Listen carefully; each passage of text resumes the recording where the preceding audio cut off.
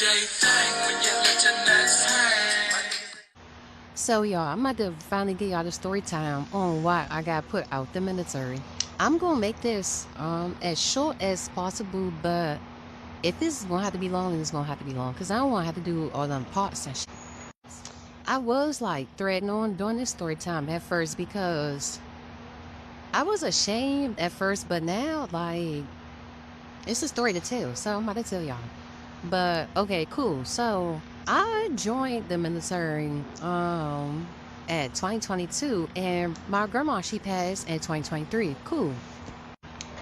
My whole little sole purpose of joining the military was like, I always say it was for free college, but it really wasn't for no free college. It was really because my grandma, she was the one like that always took care of us, like me and the rest of my siblings, and she started getting sick. And once she started getting sick, it was just like, I gotta make something shake, like, so I could take care of me and my siblings. Like, cool. I was gonna put myself in a position, to take care of all of us. And we still fucked up, which is the crazy. And why y'all did not tell me that my lips was getting dry?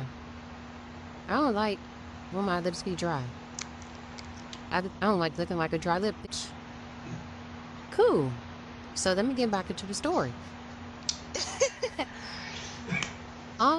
Yeah, so my grandma died January 6, 2023. And at first, like, my chain of command, it was already giving me a hard time, like, to go home and like that, because they was really about me not having no leave days, and they kept saying something about emergency leave. So I was trying to figure out, like, if I'm supposed to have emergency leave, why y'all keep tripping about if I have leave dates or not? So they had made my mom do like the whole little Red Cross message thing or whatever the case may be. And then even after my mom did that, they was still giving me a hard time going home so I could like come be with my family and Y'all, I did not make it home to like almost until it was time for the funeral. Cool. So, boom, I come home and stuff. I'm home for like 2 weeks for the funeral. And then, when it was time for me to go back, I went back like right before Valentine's Day after my leave was up. Cool. They so they telling me like, oh yeah, like you gotta go to the field. If you know, you know, like the field is somewhere you really, I don't know, it's somewhere you don't want to be. Like, especially in the mindset that I have right now, I don't want to be in the field. Like, no. Basically in the field, it's like you train as if like you about to be at war, stuff like that. Like you sleeping outside, you wash your ass outside, you eating outside, you do everything outside. So, and then I was out there for about 30 days, like the whole month of April. And if you know, like when you're in the military, I was working in the DeFi, cool, so I'm a cook. When it's time to go to the field, you're the first one in the field and you're the last one to leave the field. So I'm in the field from like 4 in the morning to like 9 p.m. doing this every day for like 30 fucking days. Cool. I tell my chain of command, like after the field, I'm trying to go home. And now this time I'm trying to go home. Like my little brother graduated, he going to prom. My little sister graduated high school. Like she going to prom like that. Like I'm missing out on everything, and I'm all the way in Hawaii. So after the field was over, me and my homeboy, like, he like, oh, you trying to go downtown to get drinks or whatever? Cool. No, Dad, before we even make it to the want to go get drinks, I put my leave request in so I can go home.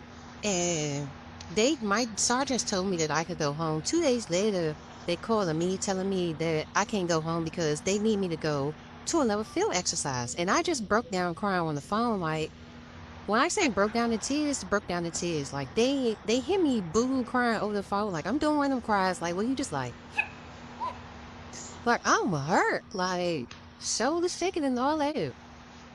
My sergeant asking me, he like, oh, is everything okay? No, like everything is not okay for you to sit right here and ask me, is everything okay? It's just like, you playing with me? Okay, so now fast forward to the part where me and my homeboy go downtown Honolulu to get drinks.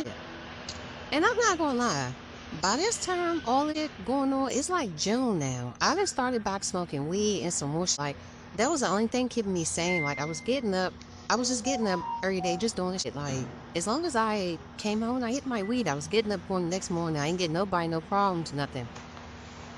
So, Me and my homeboy, we go out for the drinks. Cool, and I'm the driver. Mind you, I'm not really drinking because I'm driving. And on top of that, I still wanted to smoke in my car.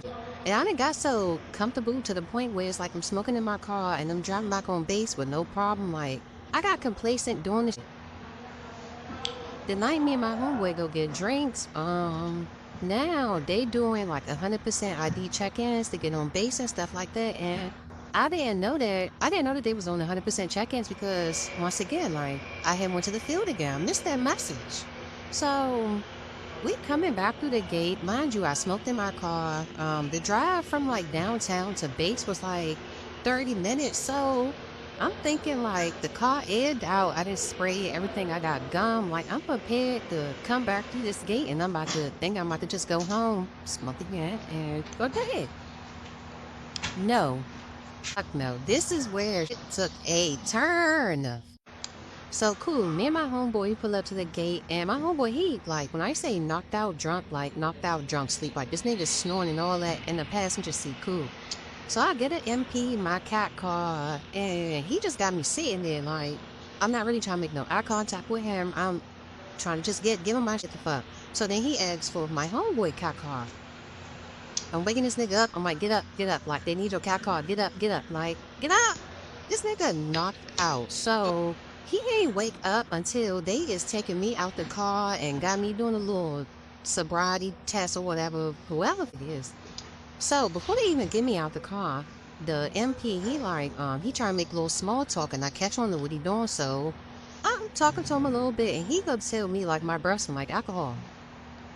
Already knew he was lying, and this is why I knew he was fishing because I was chewing gum the whole time. I was sitting right there in his face. Cool. So he make me do the breathalyzer test. Yeah. I passed the breathalyzer test like right at the legal limit. Like when I say right at the legal limit, I mean right at the legal limit. So he couldn't lock me up because technically like it wasn't a DUI. Like, so then he's telling me my car smell like weed. He want me to get out the car and do all this and do all that. I'm like, oh, I have like this is where the ice takes the mother. So now he done got me out the car. He got me doing the Lord, trying to make me do the Lord test. I done told him, like, I done strained my hip and my knee is bad. Like, I'm going to feel this test either way. Like, I'm not about to sit right here and set myself up trying to walk in a straight line. No, we're not even doing that. So now they done got me out the car. They searching in my car for some weed, y'all. And mind you, I only had like a bud in the car, like literally just like a bud. Now my homeboy out the car too. He looking at me like, Fred, what the f you got going on? And I'm looking at him. I'm like, bro, like fuck, like I'm getting locked up. They taking me to jail, y'all. They locked me up at like 4 o'clock in the morning. So they get me down to the police station and shit, and they try and give me a drug test. I'm telling them, like, I'm not doing nothing without a lawyer, baby. It's too late. Like, I'm not doing this. I'm not doing nothing without a lawyer. So cool.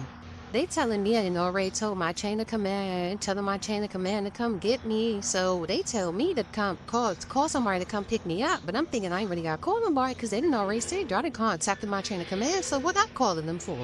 But I did call my other homeboy. He was a sergeant. I called him. I told him come pick me up. Like, baby, I can't sit in this thing. I cannot sit here all night. Like, come pick me up. So I'm gonna show y'all the picture too. I was high at the police station. Like I was zooted. Like I was fried.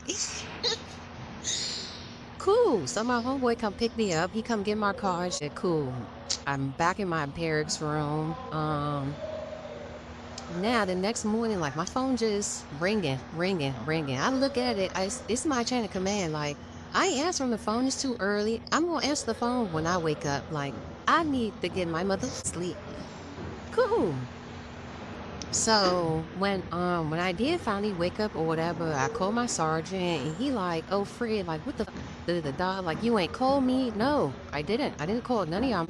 Why would I? Like I sat right here and told y'all what I was going through this whole time and y'all did not pay me no attention. So why did I sit right here and call you to come to my rescue? No, like no, fuck no. So after that, so cool. My sergeant trying to catch an attitude with me because I didn't call him and tell him to come pick me up from the military police station. No, I didn't call y'all. I called my friend. I called somebody who wasn't about to sit right here and give me a lecture that I did not need. I called somebody who I can call like when in need. Like what the? I was not calling none of my sergeants. So now they got a whole attitude about that. I don't give a fuck. So now, it's time for me to meet with my commander. I'm not gonna lie, I was shaking in my mother boots because I thought they was gonna put me out right then and there. Like, I didn't know it was a whole process. I thought they was gonna be like, you know what, pack your bags, like, you gotta get the fuck. But no, it wasn't even like that. So I'm meeting with my commander, and this pissed me off even more. She restricted my access to base. I couldn't leave base, y'all. That wasn't a problem, though. I was still outside. I couldn't leave base. What the fuck? Oh yeah, she had me signing in to staff duty from 6 in the morning till 10 p.m. It didn't matter if I had to go to work or not. Every 2 hours, she wanted me to check in that book from 6 in the morning till 10 p.m. Basically like a suicide watch because she thought that I was drunk and high at the same time that I was suicidal. And I had to tell her, like, that's how you party. Like, I'm not suicidal, but that's how you get down. Like, if you want to have a good time, that's how you have a good time, baby. Like, no.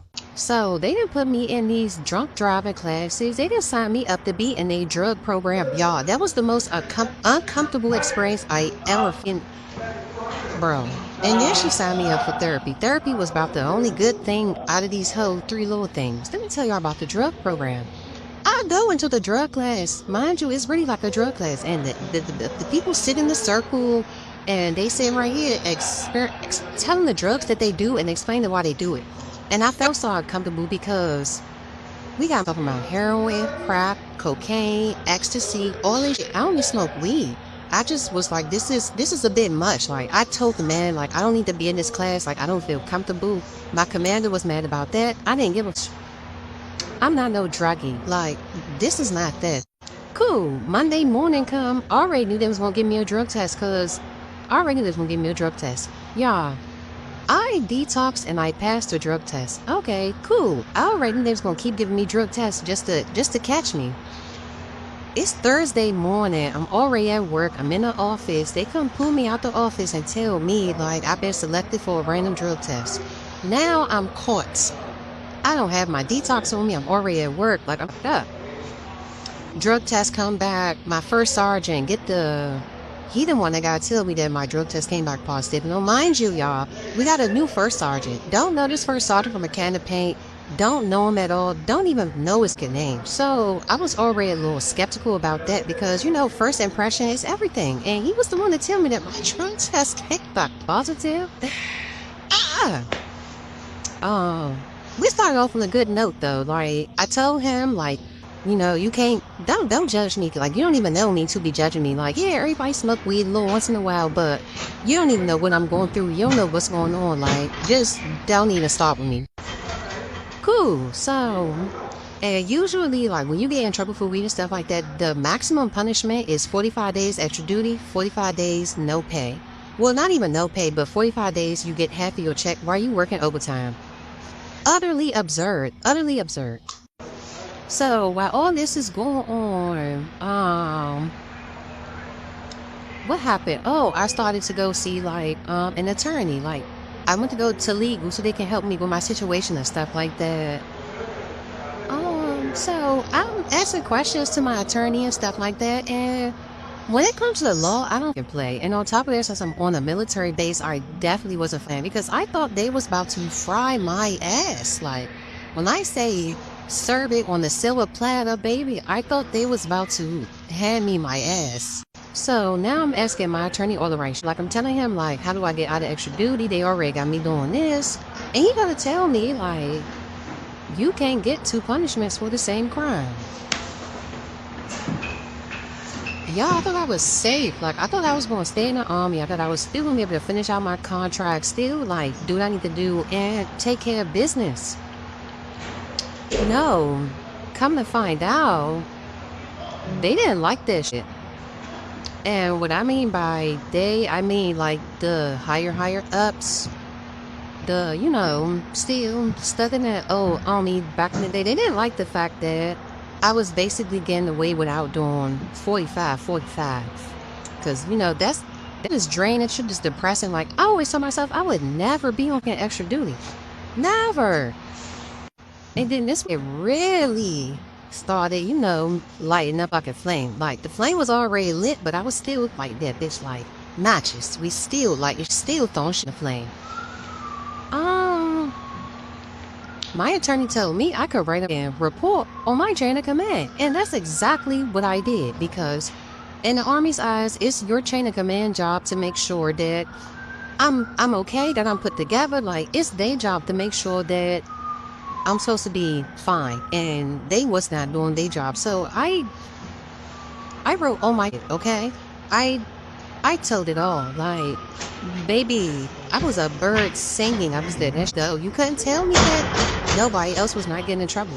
Everybody's getting in trouble right along with me, and I did not give like, yeah, I'm gonna take the blame, but y'all gonna take the blame too.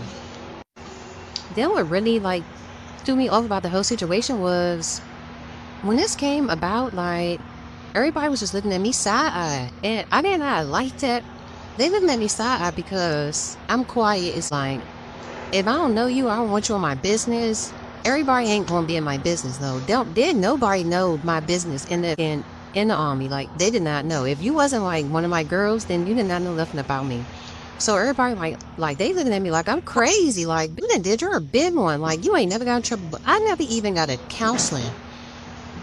And I'm sitting right here causing all these type of problems on this base. Like, they was looking at me like, you a bitch, and I am. Thank you.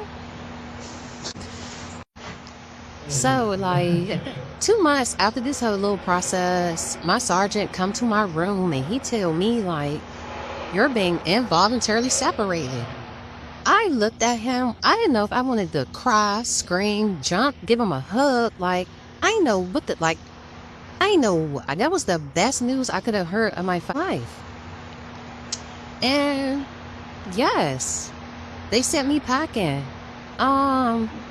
And on top of that, like, y'all can ask questions and shit, but no, I cannot rejoin. Basically, I'm barred from the military. I ain't never been barred from the military, but hey, to each his own. Yeah. And that's the end of my story time, y'all. So basically, they was mad because I outsmarted them. I outplayed them at their own game. Like, y'all thought y'all was about to fuck me over. It did not work like that. They couldn't get me for the DUI. Basically, they couldn't give me the maximum full punishment for being positive on the drug test. And the only thing that they could do was send a bitch packing. So, hey. What to do, everyday people, man? It's your boy PJ. Today we back with another lit video. Back in a confessional. Yes, we staying lit, big dog, man. Shout out to my everyday people who rock with me every day. We live on Twitch. Hey, man, I just want to say I don't think she wanted to take too much accountability for what her actions, and she was really being, I'm gonna imagine she was like 18, 19, 20, 21. Well, she had to be over 21 if she was drinking, and then they didn't get her for underage drinking on military, so she had to be over 21 at least for that matter.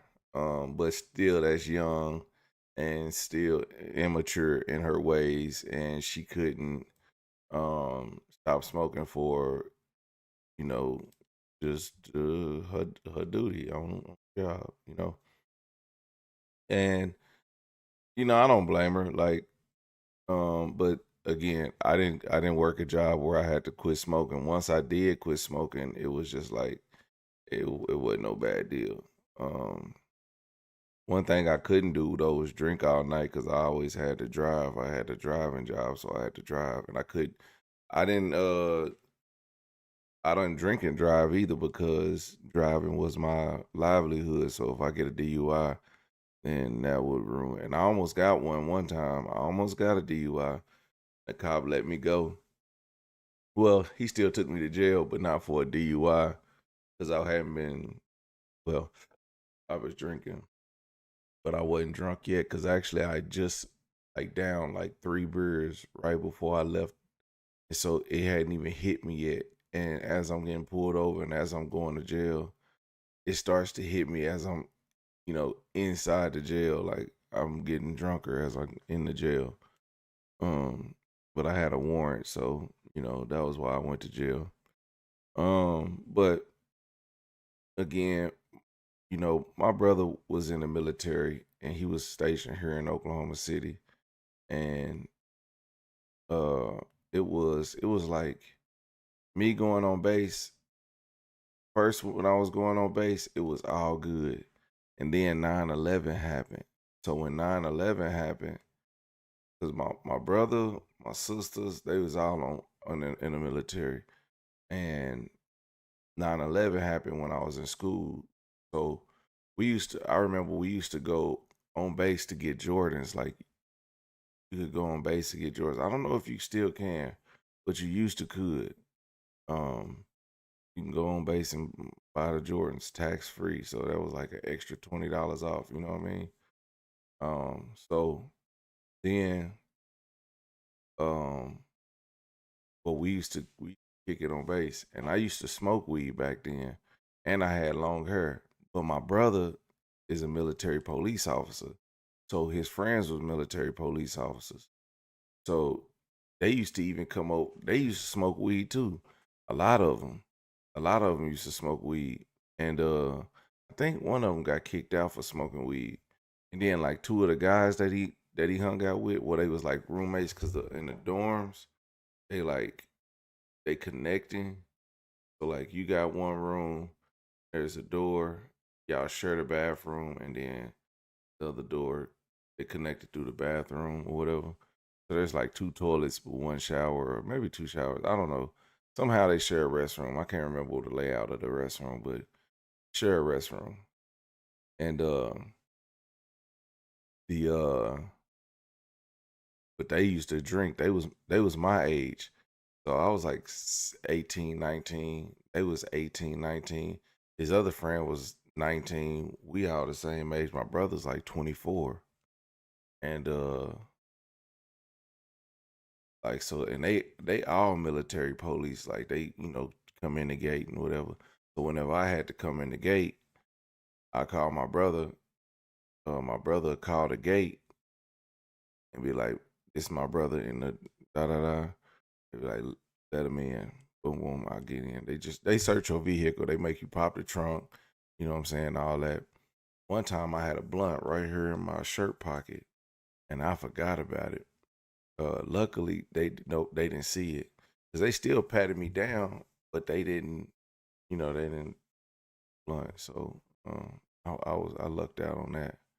But yeah, they all used to smoke weed. One time they came over.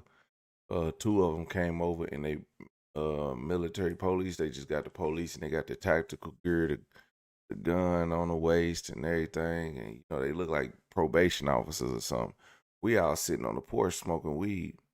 They pull up in a Crown Vic because my homie got a Crown Vic, and they get out the car, and one of the homies just took off full speed, and we was like, bro, y'all can't come over here like that. Y'all tripping. Y'all tripping for real. Come over here dressed like that, got police on y'all shit. We be doing the most over. Anyway, a lot of people got kicked out of the military for smoking weed. I got a couple friends that was kicked out of the military for smoking weed. Like everybody was smoking weed back then. Everybody. And then the stories about it though, is because they be traveling all around, and then they can take trips because here in Oklahoma is the Air Force. So a lot of people are Air Force. So when you meet people here, they come from the Air Force. Well, they can travel around. They just gotta go to where they can go to where there's an Air Force base and travel to their family's house or whatever. And so my friends, they would travel from the Air Force base and they lived in Sacramento, and they would travel back to Sacramento bring back some really, really good trees. And yeah, because they'll fly it on a military plane. They not getting checked like TSA. You know, you on base, you go on base, you know, catch a flight. I don't know how it worked. I just know they did. So when they catch a flight back here, and that's how it worked. Oh, damn, that's lovely. They was bringing back all the goods.